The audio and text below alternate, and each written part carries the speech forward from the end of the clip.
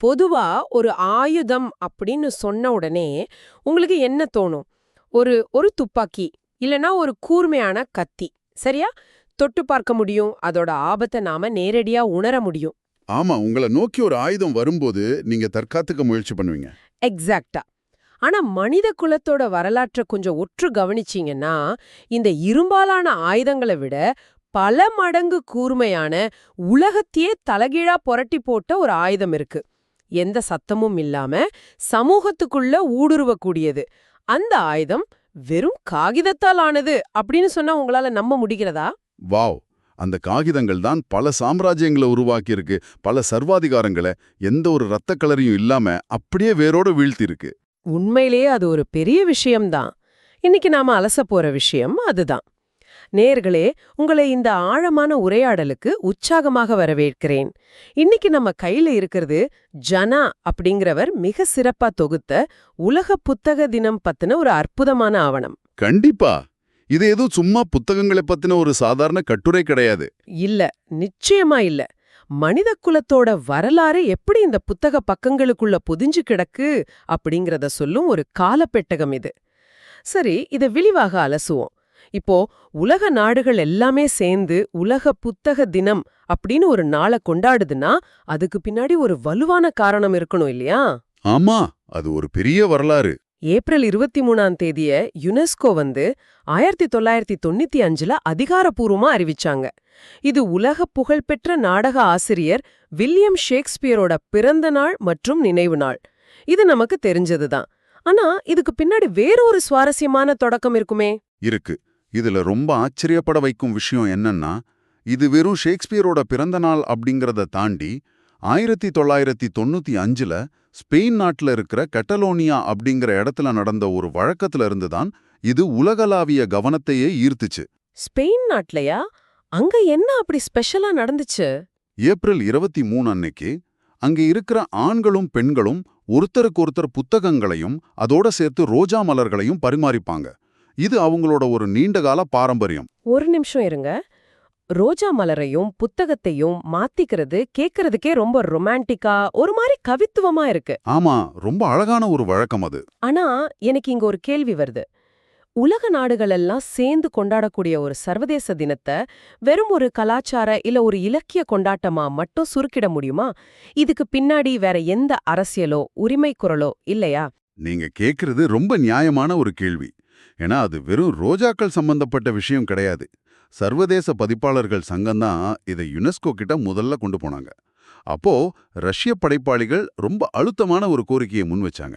ஓ, ரஷ்ய எழுத்தாளர்களா? அவங்க என்ன கேட்டாங்க? அவங்க என்ன சொன்னாங்கன்னா, இது வெறும் புத்தகங்களை கொண்டாடும் தினமா மட்டும் இருக்கக்கூடாது, இது புத்தக உரிமை தினமாவும் இருக்கணும் அப்படின்னு ரொம்ப ஸ்ட்ராங்கா வாதிட்டாங்க. புத்தக உரிமை தினம், அதாவது இந்த காப்புரிமை, படைப்பு சுதந்திரம் இதெல்லாம் சம்பந்தப்பட்டதா? எக்ஸாக்டா. ஒரு எழுத்தாளன் தன்னோட சிந்தனையை எந்த பயமும் இல்லாம சுதந்திரமா பதிவு செய்யறதுக்கான உரிமை அது. வரலாற்றுல எந்த ஒரு சர்வாதிகாரியும் முதல்ல பயப்படுறது ஆயுதங்களுக்கு கிடையாது. அவங்க புத்தகங்களுக்கு தான் பயப்படுவாங்க. ஆமா, புத்தகங்களுக்கு தான். அதனால தான் இது வெறும் கொண்டாட்டம் இல்ல, தணிக்கைக்கு எதிரான, அதாவது சென்சார்ஷிப்புக்கு எதிரான படைப்பாளிகளோட உரிமைகளுக்கான ஒரு சர்வதேச குரலா மாறுச்சு. வாவ்! அப்போ அந்த ஸ்பெயின் நாட்டு ரோஜாக்கள் அப்படிங்கிறது வெறும் அன்பின் அடையாளம் மட்டும் இல்ல, சுதந்திர சிந்தனைக்கான அங்கீகாரமாவும் இருந்திருக்கு. இப்போ ஜனா அவங்களோட தொகுப்புல இருக்கிற ஒரு முக்கியமான வரிக்கு வருவோம். சொன்னுங்க. புத்தகங்கள் என்பவை வெறும் காகிதங்களில் அச்சடிக்கப்பட்ட தொகுப்பல்ல, அவை மூத்தலைமுறைகளின் வீரியமான விழுமியங்களையும் வீழ்ந்த காலங்களையும் எழுத்து வடிவில் கடத்தும் ஆவணங்கள். இது கேட்கவே ரொம்ப ஆழமா இருக்கு. கண்டிப்பா. ஏன்னா ஒரு புத்தகம் அப்படிங்கிறது ஒரு மனிதனோட மூளையில இருந்து இன்னொரு மூளைக்கு நேரடியா தகவல் அனுப்புற ஒரு டைம் மிஷின் மாதிரி. ஒரு டைம் மிஷன், சூப்பரான வார்த்தை. ஆமா, உங்களுக்கு முன்னாடி வாழ்ந்த ஒருத்தர் தன்னோட வாழ்நாள் முழுசும் கஷ்டப்பட்டு கத்துக்கிட்ட ஒரு பாடத்தை சில மணி நேரங்கள்ல உங்களுக்கு கடத்திட முடியும். அதை விட பெரிய சக்தி வேற என்ன இருக்கு? இங்கதான் சுவாரஸ்யமே ஆரம்பமாகிறது. உலகத்தை மாத்தின பல தலைவர்கள் புத்தகங்களை எப்படி பார்த்தாங்க அப்படிங்கிறது ரொம்ப ஆச்சரியமா இருக்கு. மார்ட்டின் லூதர் கிங் சொல்றாரு, துப்பாக்கியிலிருந்து வெளியேறும் தோட்டாவை விட வீரியமான ஆயுதம் புத்தகம் அப்படின்னு. அதோட வீரியம் அப்படிப்பட்டது. அதே மாதிரி நெல்சன் மண்டேலா அவரோட வார்த்தைகள் ரொம்ப கனமானது.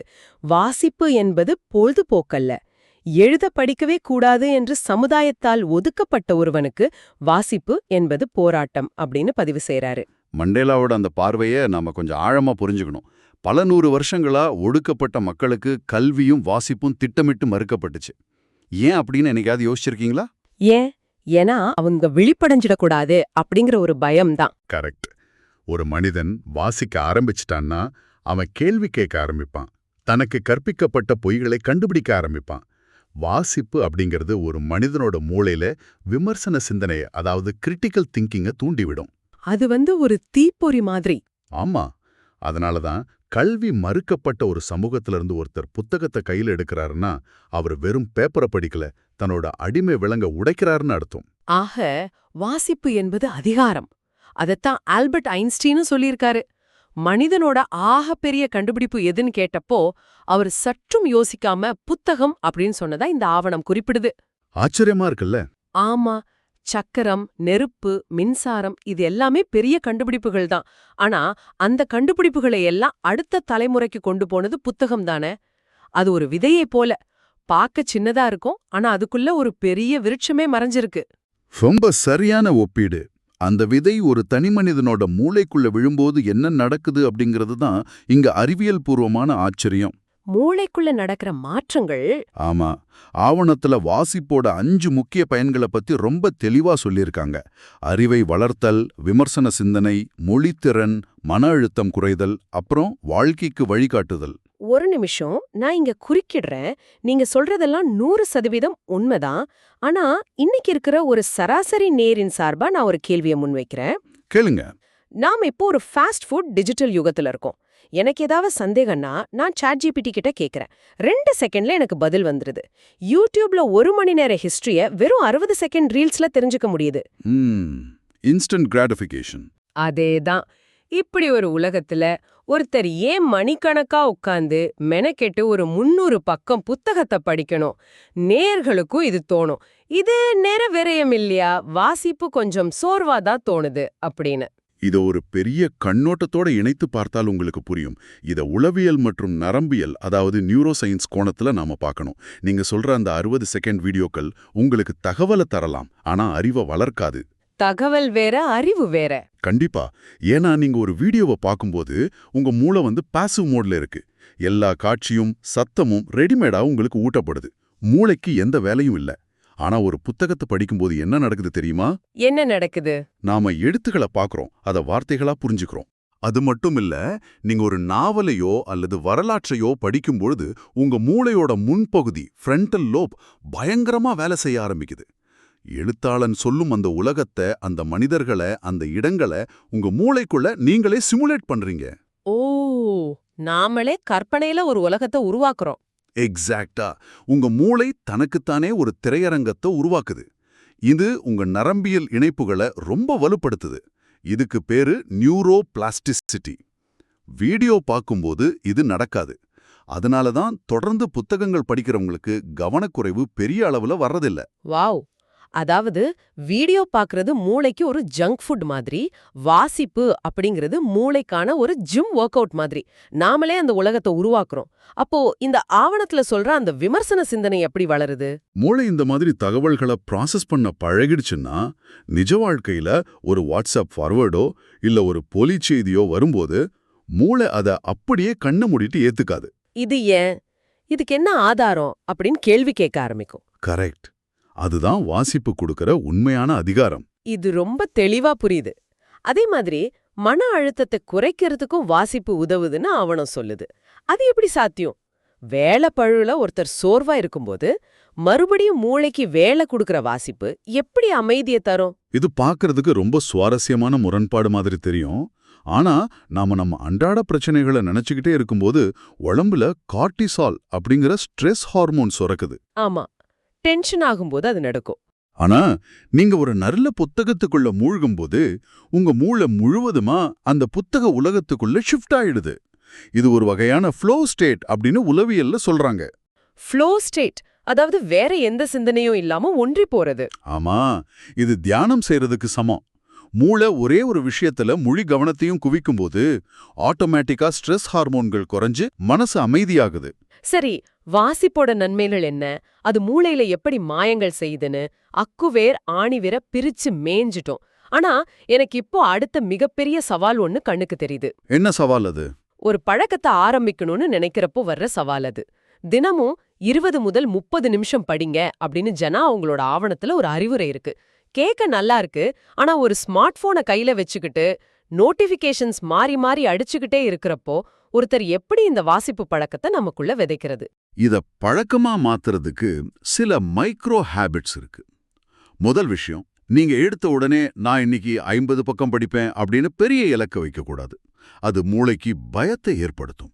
அப்போ எப்படி ஆரம்பிக்கணும்? நான் இன்னைக்கு வெறும் 2 பக்கம் படிப்பேன் அப்படின்னு ஆரம்பிக்கணும். இரண்டாவது, சரியான புத்தகத்தை தேர்வு செய்யறது. ஒருத்தருக்கு நாவல் பிடிக்கும், இன்னொருத்தருக்கு பிசினஸ் புத்தகம் பிடிக்கும். உங்களுக்கு எந்த விஷயம் ரொம்ப ஆர்வமா இருக்கோ அந்த புத்தகத்தை எடுங்க. இன்ட்ரெஸ்ட் இல்லாத படிச்சா கண்டிப்பா தூக்கம் தான் வரும். ஆமா. இன்னொரு முக்கியமான ட்ரிக் இருக்கு, கான்டெக்ஸ்ட். அதாவது தூங்குறதுக்கு முன்னாடி போனை எடுத்துட்டு போறதுக்கு பதிலா ஒரு புத்தகத்தை எடுத்துட்டு போறது. இதன் உண்மையான அர்த்தம் என்ன?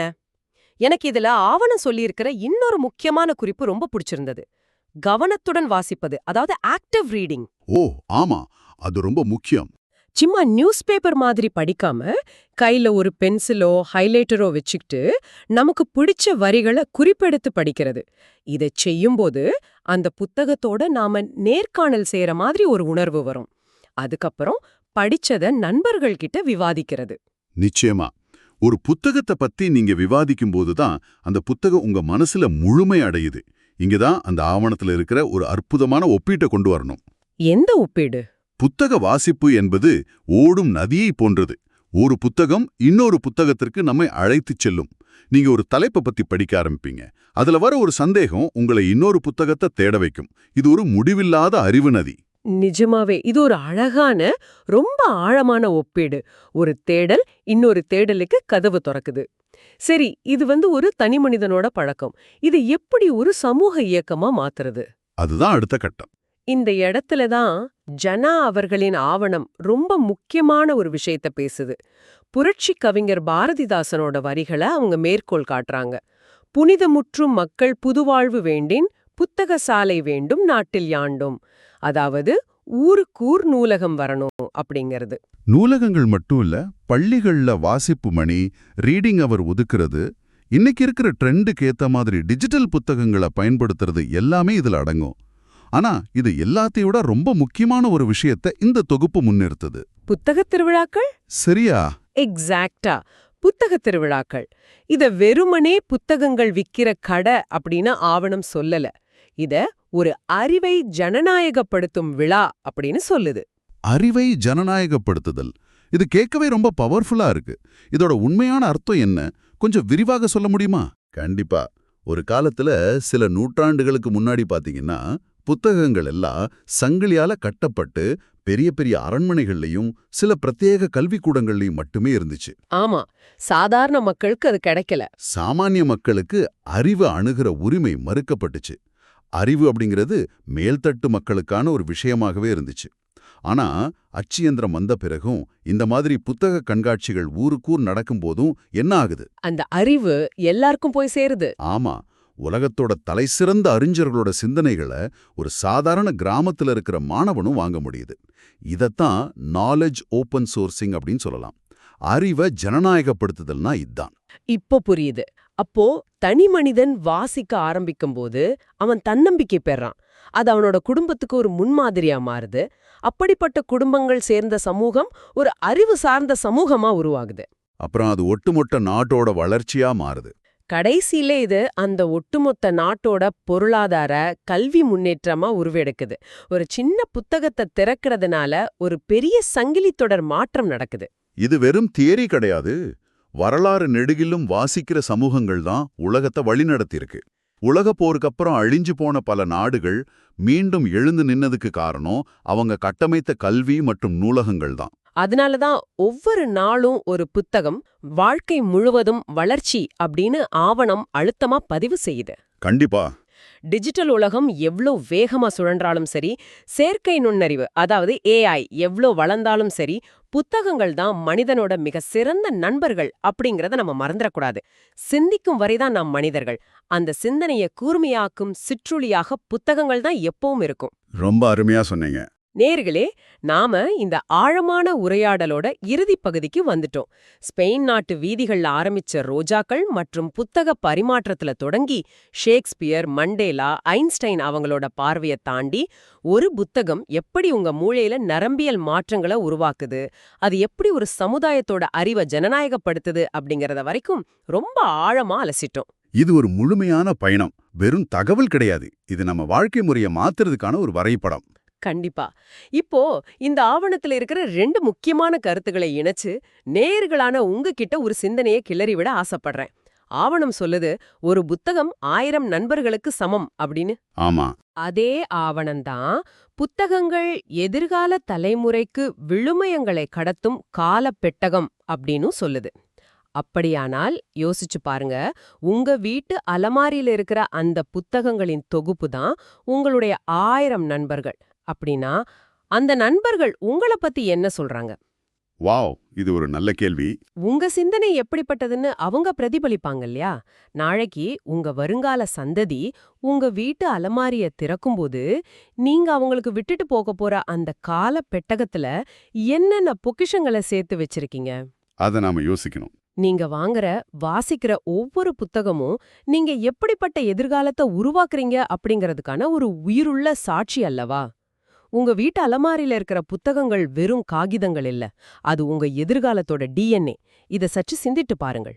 உண்மையிலே இது ஒரு ஆழமான சிந்தனை. அந்த சிந்தனையோடு இந்த சிறப்பான ஆவணத்தை நமக்கு தொகுத்து தந்த ஜனா அவர்களின் அந்த அற்புதமான இறுதி வரிகளோடு இந்த ஆழமான உரையாடலை நாம் நிறைவு செய்கிறோம். கற்போம் கசடர, கற்பிப்போம் நிற்க அதற்கு தக. உங்கள் அனைவருக்கும் உலக புத்தக தின வாழ்த்துக்கள். மீண்டும் ஒரு ஆழமான தேடலில் சந்திப்போம்.